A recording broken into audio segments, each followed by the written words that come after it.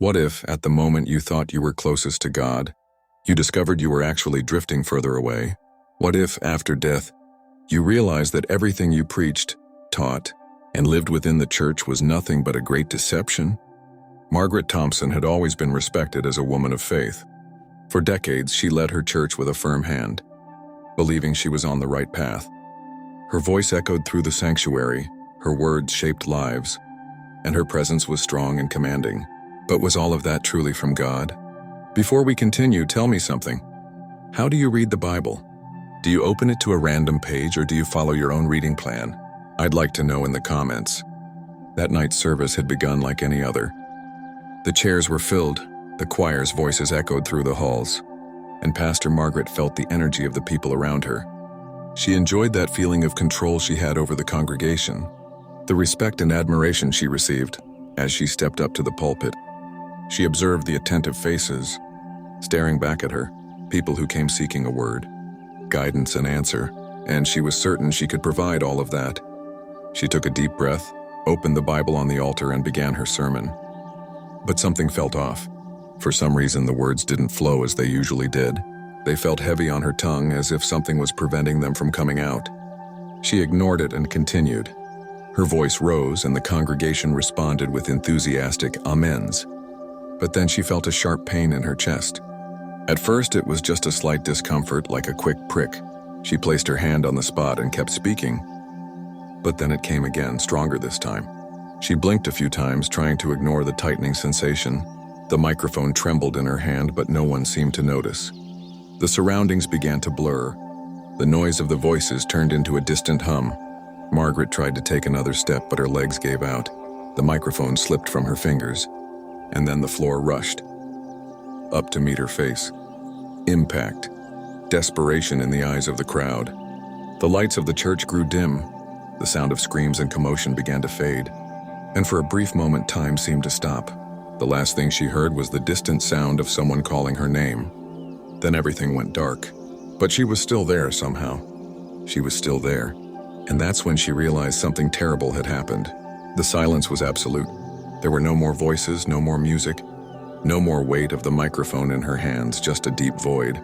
A feeling of being suspended in a place she couldn't understand. Margaret's consciousness slowly awakened. First came the strangeness, the discomfort of not feeling her body as before. There was no weight, no pain, not even the need to breathe. Then came the awareness.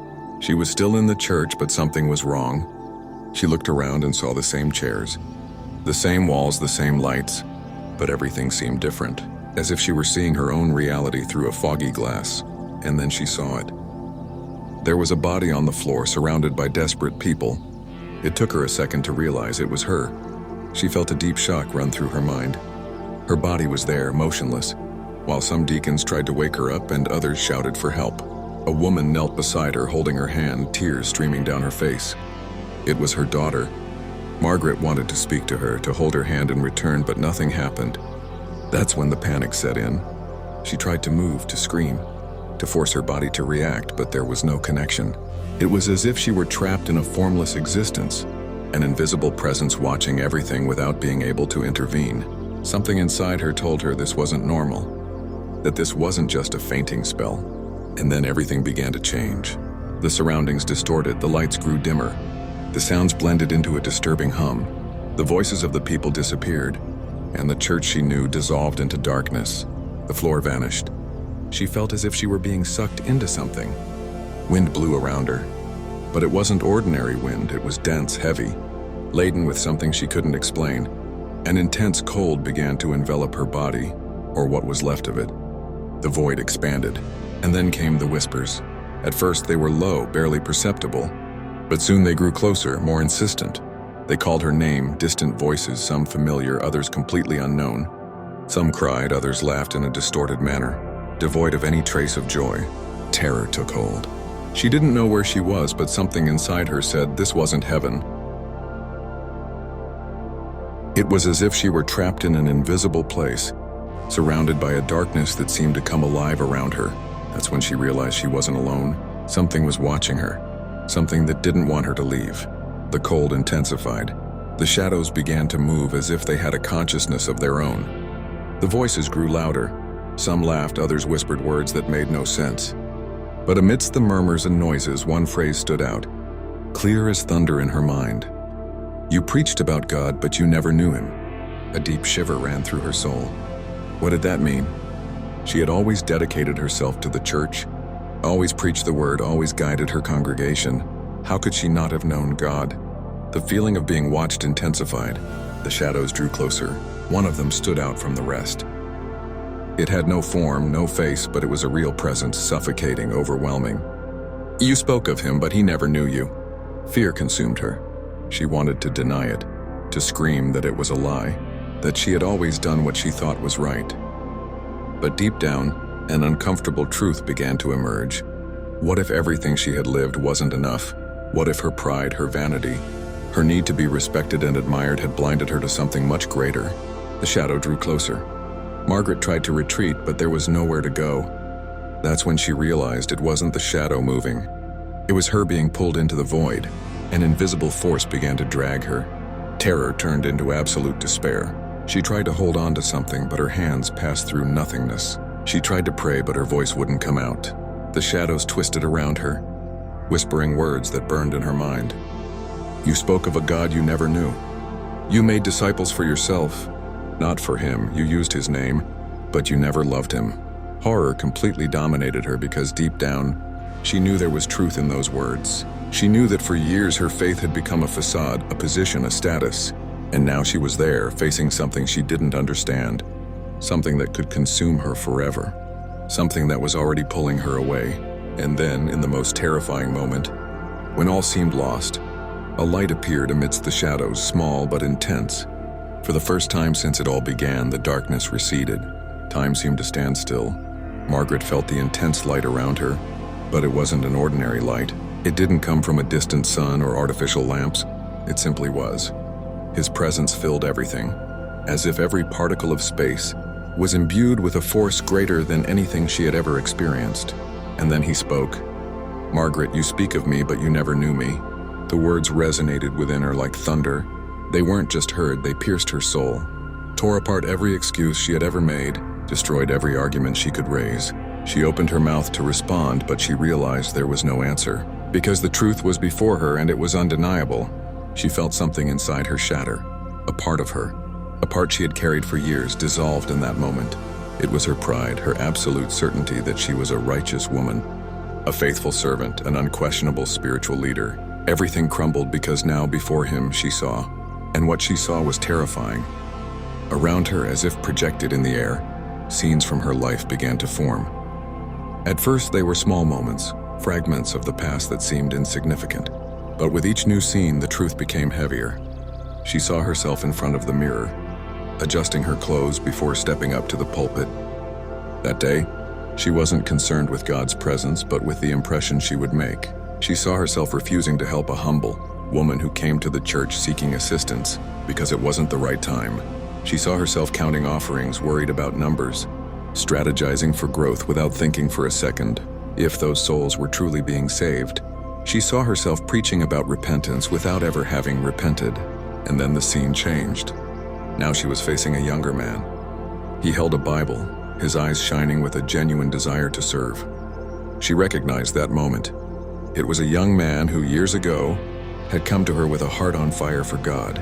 He wanted to understand the Bible more deeply, wanted to learn about the calling, wanted to be useful in the kingdom. She remembered the words she had said to him. "This isn't for everyone. You need a solid ministry. You need to build credibility before thinking of something big. God honors preparation."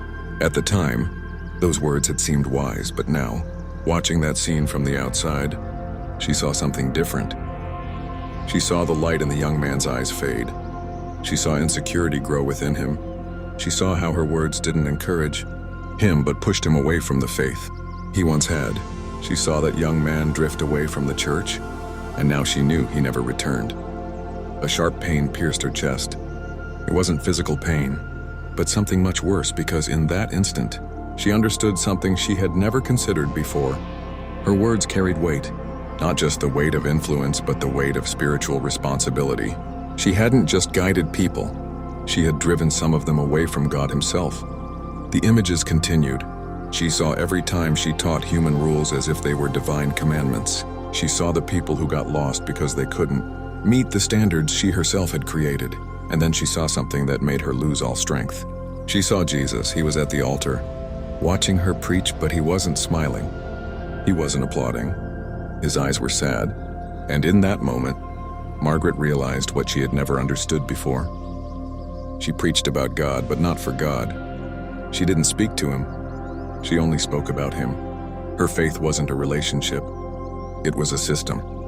And in that moment, she felt like the smallest of all creatures. The weight of the revelation was crushing. She fell to her knees, unable to sustain her own existence before him. Her eyes filled with tears. She wanted to beg for forgiveness, to say she didn't know, that she had never realized. Deep down throughout all those years, she had felt. Margaret swallowed hard.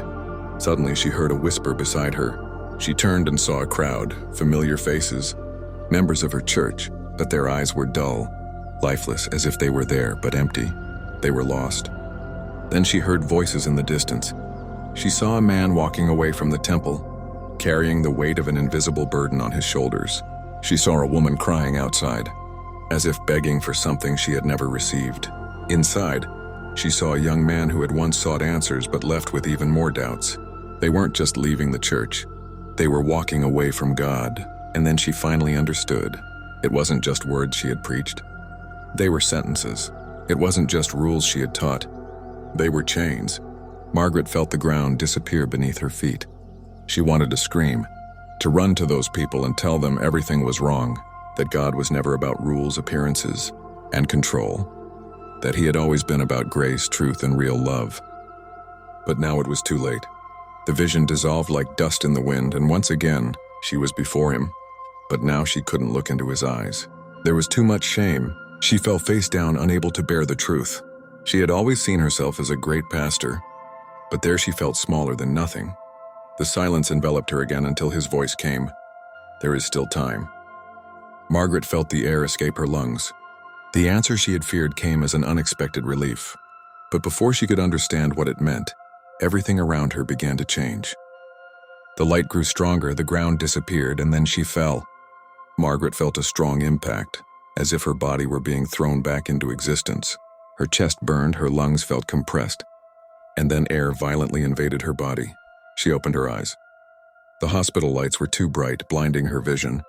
The sound of monitors and voices around her echoed as if she were underwater. Someone shouted, "She's back!" Blurred faces of doctors and nurses appeared above her, hurried, shocked.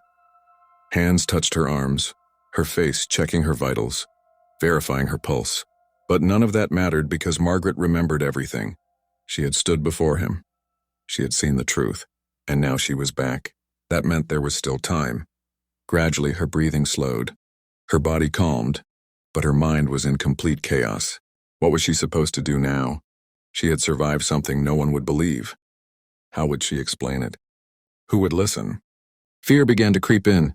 Maybe it was better not to say anything. Maybe it was better to pretend nothing had happened. But deep down, she knew that wasn't an option. Still lying down, she felt a chill run down her spine, that same sensation, that same presence. It wasn't God. It was something denser, heavier. She felt it before she saw it. In the corner of the room, a shadow stood watching. They didn't see it, didn't feel it, but she knew. They were waiting. The whispers began the following night. She tried to sleep, but every time she closed her eyes, the sounds emerged in the dark, low at first, then louder. Distorted words that seemed to come from within her own mind. She recognized those voices. They were the same ones from the darkness, the same ones that had tried to drag her away before. Now they were back, and they said only one thing. If you speak, you'll lose everything. Margaret opened her eyes, her breathing heavy. The room was dark, only the monitors blinking with faint lights. Then she felt it again, a weight on her chest. The air grew dense, the temperature dropped, and the shadow in the corner moved. She wanted to scream, but her voice wouldn't come out. The weight on her body increased. The whispers grew more intense. Stay silent. Forget everything. Desperation took over. She wanted to move, to fight, but something paralyzed her. Then in that moment of total suffocation, something inside her screamed, not with her voice, but with her soul. Jesus. The shadow shrank. The weight on her chest disappeared. The room fell into absolute silence. She sat up in bed, gasping, her body trembling. Now she knew. They didn't want her to speak. They didn't want the truth to be revealed. And that was exactly why she needed to tell it. Margaret left the hospital days later, but she didn't leave the battle. With every step she took outside that place, she felt as if she were carrying an invisible weight. It was as if everything around her had changed. The wind felt colder, the sun less intense. The world remained the same, but she didn't. Margaret left the hospital days later, but she hadn't left the battle. With every step she took outside that place, she felt as if she were carrying an invisible weight. It was as if everything around her had changed. The wind felt colder, the sun less intense. The world remained the same, but she did not. Ever since her experience, she felt an unshakable gaze upon her, as if something was following her, waiting for her to give up. She tried to convince herself it was just her imagination, but she knew it wasn't. The nights were still difficult. Every time she closed her eyes, she relived everything: the darkness, his voice, the judgment that weighed upon her soul, and more than anything, the answer she received: there is still time. But what did that mean? What did God expect her to do now? The answer came days later, in the most unexpected moment. She was sitting in her living room, staring at the Bible on the table. For years she had held that same Bible, preached about it, taught its words. But for the first time she felt she had never truly understood it. Her phone rang. It was a pastor friend, someone who admired her, who had followed her ministry for years. "Margaret, what happened?" "People are talking." She remained silent. "Some say you saw God. Others say it was just a hallucination. I need to know what really happened." She closed her eyes, feeling her heart tighten. This was the choice. If she told the truth, she knew what would happen. She would be questioned, ridiculed. She would lose her influence, her name, her position. If she remained silent, everything would go back to normal. She could continue her life as before, but she would never be the same again. Then she took a deep breath and decided to speak. "I died." Her voice was shaky but firm. "And Jesus showed me something I never wanted to see." On the other end of the line, silence. Then a deep breath. "What did he show you?" Margaret felt a shiver run down her spine. There was no turning back. So she told everything. She held nothing back. She spoke about the empty church, about the lifeless eyes of the people who followed her voice but had never truly found God. She spoke about the sins that were invisible to men but were exposed before. And she spoke about the fear she felt, the despair of realizing she had spent years preaching without truly knowing the one she preached about. And when she finished, silence returned. She closed her eyes, waiting for the reaction. Maybe they would laugh. Maybe they would say it was insanity. But then she heard something that made her heart stop. The pastor began to cry. "I knew something was wrong," he said, his voice trembling. "I always felt that something was missing, but I never had the courage to admit it." Margaret felt a tear roll down her face. "Then you still have time," she whispered. That night, Margaret understood her mission. She could no longer remain the same. She could no longer live for herself. She had to tell what she had seen, had to warn those who, like her, believed they were on the right path, but were far from the truth. She knew that many wouldn't believe, that she would face resistance, rejection, and doubt. But that no longer mattered, because now she truly knew God. And for the first time she was free. There is still time to choose God. There is still time to change your story. Because in the end, titles, positions, and recognition mean nothing. In the end, there is only one question that matters: do you truly know God? If this story touched your heart, share it so that more people can hear this warning. And if Margaret, a religious leader, was deceived, how many more are?